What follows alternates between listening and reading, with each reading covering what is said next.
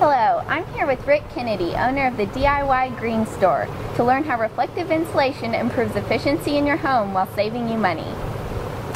Hi, reflective insulation is a new style product, new in the last 20 years anyway, that actually helps remove or reflect radiant heat.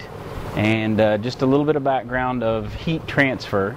Heat is transferred in three methods. One of them is conductive heat, which is two things touching each other. You might think of a skillet on top of an electric stove. That heat is transferred right into the steel of the skillet. Another method is convective heat, which is air blowing or liquid blowing across or moving across a surface. Takes away those heat waves rapidly. An example of that might be sitting in a stream on a summer day, and the water that moves by you cools you down as it goes by and takes away the heat. And then the third method is radiant heat. And radiant heat comes to us in the form of electromagnetic waves that are emitted by a body that is at a warmer temperature. A good example of that might be the sun. If you were outside and the sun's rays are beating down on you, that warmth that you feel on your skin is a direct result of the radiant heat that's transferred to you. And what is the radiant heat loss percentage? Radiant heat is transferred into your house in a variety of ways, and mostly it's the shell of your house gets hot, and that can be the roof deck or the sides or the siding.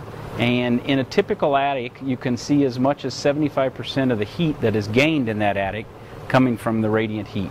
That sunlight hitting on the roof deck, heating up the shingles or the metal roof that you have, that surface gets hot. It needs to dissipate that heat to someplace cooler, and usually the best place for that is in the attic, cooling things down in the attic.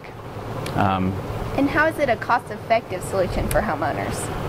Well, if you can prevent that radiant heat from coming on into the attic by putting a reflective surface there, which basically acts as a mirror, sending it back out, then you are able to keep your attic temperatures cooler. And oftentimes in this part of the country, the attic is, especially on a two-story home, the attic is where the air conditioning, heating and ventilation ducts are run. So you're trying to push cold air through one of the hottest parts of your house. In addition, if you keep your attic cooler, then by the nature of it, it's going to keep your house cooler. Just don't have that amount of heat that's going to transfer in through the ceiling.